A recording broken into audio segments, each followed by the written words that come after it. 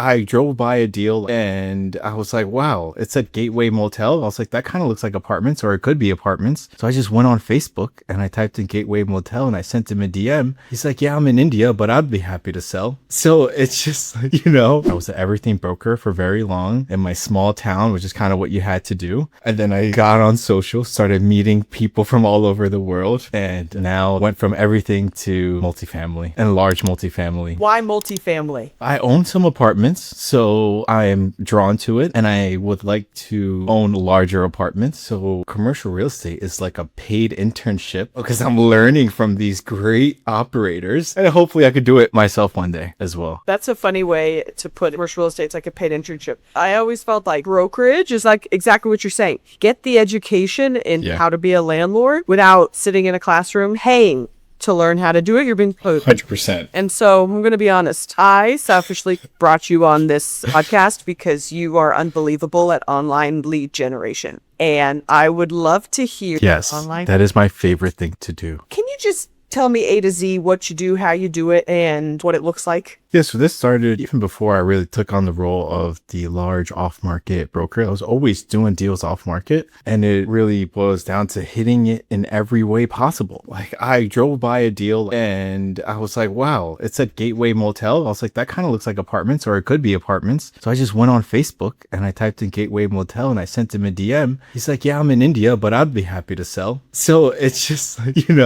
you just have to use all your methods. LinkedIn DM is amazing for me. I subscribe to LinkedIn Premium, but you could then DM anybody, and that is a nice tool. I just use all the platforms. Text message. I hire people as well to be out there, the VAs, texting. You have to do everything. So are you doing any cold calling, or is it mostly your VAs now? Yeah, I do it every day because I'm dealing, these deals are big. So if someone they sniff it out right away. It's like I have to be on the call if someone answers. Yeah. Bob Knackle would be proud. Yeah. Every day. Yeah. I'm big on email too.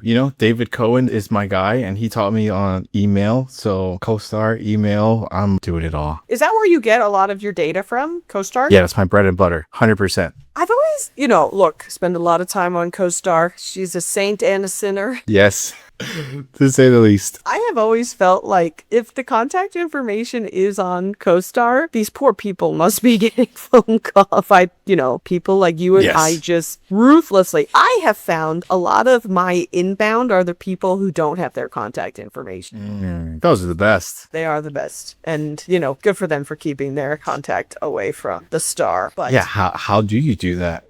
I reach out to people and they're like, how'd you get my personal email? I don't know. It was just on CoStar. It's literally my job to figure out who you are. Yeah. So this is a silly question, but I think it's really important for people to have this conversation with themselves. When was your aha moment that you should only be doing larger transactions as opposed to smaller transactions? I don't know when the exact moment was, but it's like a domino effect. You realize one thing, then the other thing, and you realize that the smaller deals take up more time. It's more hand holding. You're doing so much more. There's more on you with the smaller deals versus the larger deals. So it's, in a sense, less hand holding for sure, which is nice. I probably wouldn't have stayed in the brokerage business if I kept doing these $500,000 deals and duplexes and stuff. The larger stuff is just more exciting. I don't know, just me. There's a time in a broker's life when they realize they shouldn't do every deal that hits their desk, right?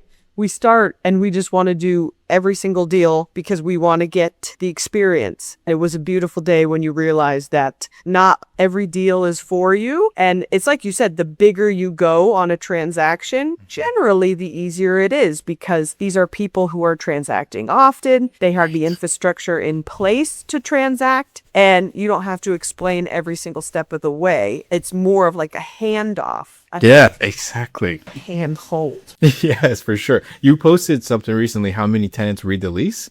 Like, that's what's happening in the small space. But in the larger space, you're just handing it over and the buyer's not even reading it. They're giving it to their attorney. So even if something goes wrong, it's not on you. Where the little space, it is. Read your leases, people. Read your contract.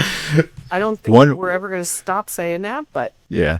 One more thing about the larger space. It's more of a predictable trade. These institutions or these funds, they have 3 to 5 year holds. So I know if they've held it for 3 years, What's your price? You know, how much?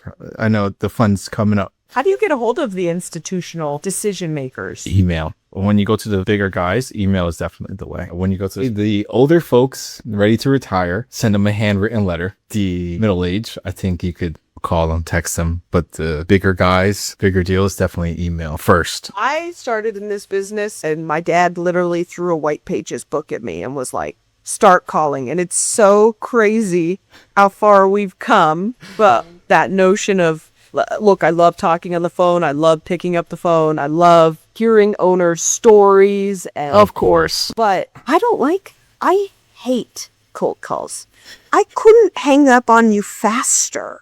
Specifically during business hours. Like if business hours and it's a sale, it's over. And so I try to like obsess over how somebody else's sales pitch makes me feel and then modify my pitch. And that's why we have a podcast. That's perfect. Yeah. So it's just fascinating how fast this industry is changing and how lead generation, whether you're a broker, whether you're a landlord, there's so much opportunity. It's very, very exciting because it's like you said, the way you're getting a hold of institutional buyers or sellers is on email, like online. You could scale that is Right. unfathomable. So It's crazy.